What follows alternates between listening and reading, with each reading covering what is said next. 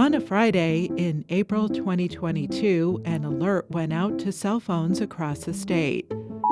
The state of Alabama has issued a blue alert. What appeared to be a routine trip for a mental health evaluation for an inmate in Lauderdale County, Alabama, had gone wrong. Now, both the inmate and the female officer who was escorting him were missing. No one saw this coming.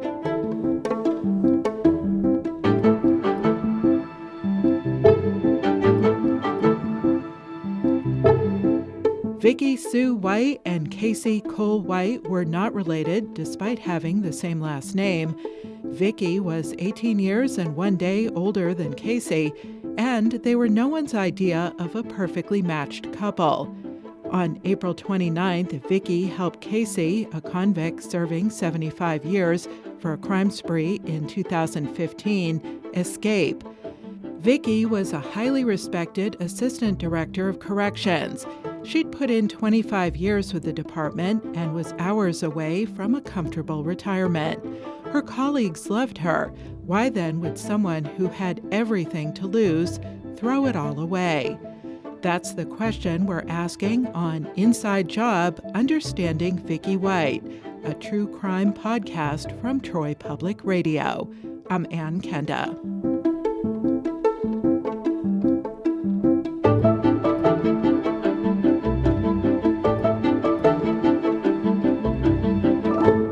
That blue alert that went out on that Friday was rare. The Lauderdale County Sheriff's Office and the Alabama Law Enforcement Agency asks for your assistance in locating Casey White, male 38 years of age with salt and pepper hair, hazel eyes and tattoos on both arms.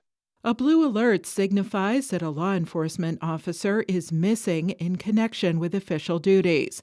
It was so rare that some people assumed it was a mistake. Others went on Facebook to speculate about what could have happened to the missing guard. All right.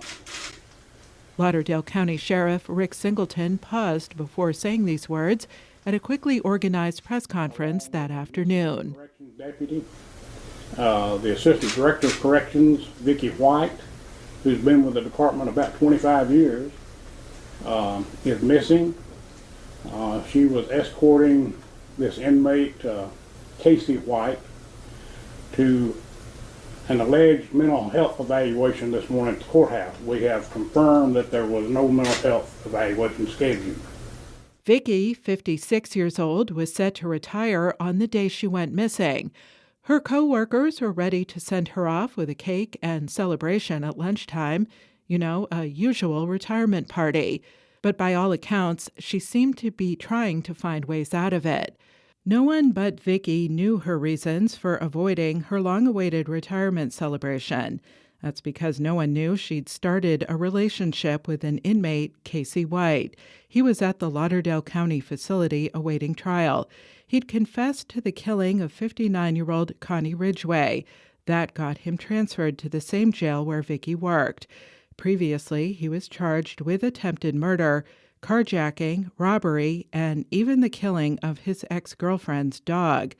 By all accounts, Casey was a violent person, and Vicky, as a corrections officer, was aware of this, which makes what she did that day very out of character.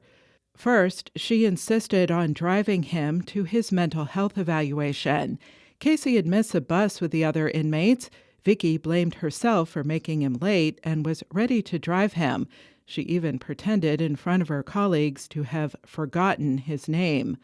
She also said she wasn't feeling well and planned to go to urgent care after dropping Casey off at his routine mental health evaluation. Later, when officers checked, she had never shown up at any urgent care in the area. Vicky White and Casey White were last seen on April 29, 2022 at approximately 9:40 a.m. at the Lauderdale County Detention Center. Chantel Petty still has that blue alert screenshotted. Petty served a brief sentence at Lauderdale County for what she described as typical teen stuff.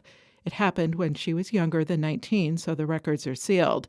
She was a new detainee, and Vicky was one of her guards. It was my first time ever, and She came down to the plexiglass, to the big glass window, and she'll open up the pan hole where they slide in the dinner trays. And she was like, "Hey, don't cry. It's gonna be okay. You'll be out soon. Just make sure when you get out, you don't come back." Like I said, she was very helpful. She would literally go the extra mile. And one thing we know about Vicky is that her ex-husband died 3 or 4 months before the escape. From what you know about her personal life and her personality, do you think that might have had anything to do with it? Was she suffering from that and maybe that wasn't understood or something? I you know what? I honestly believe so because Casey was known to be a manipulator and to play on anybody, male or female. He knew how to play on your feelings and emotions, and he probably got word from an inmate where she just lost her husband, and he played on that feeding because he knew she was still vulnerable at that time. I mean, she's still grieving. She wore it on her sleeve. Do you think Vicky's, her personality and her kindness, did it almost make her a target, do you think? Should she have been tougher and maybe she wouldn't have been? It most definitely made her a target. You know, Lauderdale County, Cobb County, it's a small area, so people talk. That's one thing about that area. People are gonna talk, and that is what made her a primary target. She was tough as nails, but at the same time, by her losing her husband a few months prior, she definitely was a target. And he seen it, and that was, hey, I could take advantage of that. Petty says watching events unfold and thinking about Vicky's decision to break Casey out of jail was hard. The way the media painted it, it was kind of heartbreaking and it was hurtful because unless we're all in that type of situation, we never know what our response or our actions would be. We will never know truly what was on Vicky's mind. The people who knew Vicky described her as a comforting presence. She was also very professional and security minded. In other words, she wouldn't be the one to help an inmate escape. That all changed when a video circulated of their departure for the evaluation. In it, Vicky walks in front of Casey as they casually leave the jail. Professionals tell you officers don't usually walk in front of inmates. That is something couples do, and it was beginning to look like they were a couple. It was hard for Sheriff Singleton to voice the conclusion everyone seemed to be drawing. And I can tell you that every employee in this office is shocked that she's missing and that this has happened. We're just sort of in disbelief. She's been an exemplary employee. In a work photo of Vicky White, she has long white blonde hair and brown eyes, and she's wearing her uniform. That photo quickly blew up on TV and social media. People started to Photoshop images of what she might look like in a short, dark wig. As for Casey, he reminded a few people of Mad Men actor John Hamm, and he wouldn't blend into a crowd. Here's how U.S. Marshal Marty Keeley described him at a press conference 3 days later. I would like to ask the public to keep in mind that Casey White is a large individual. He is 6 feet 9 inches tall.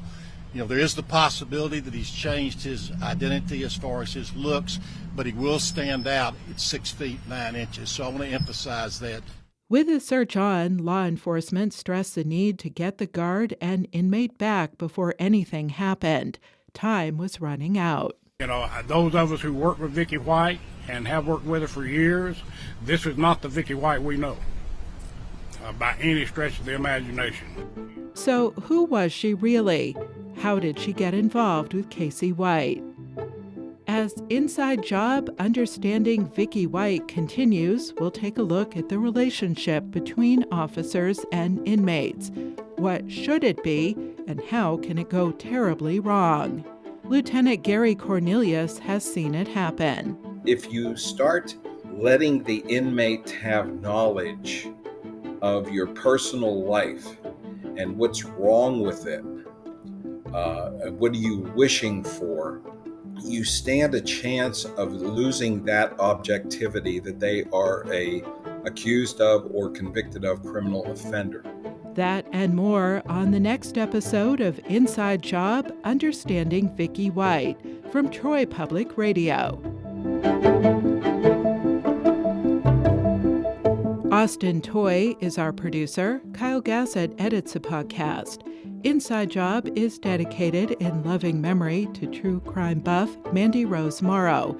Until next time when we go inside again, I'm your host, Ann Kenda.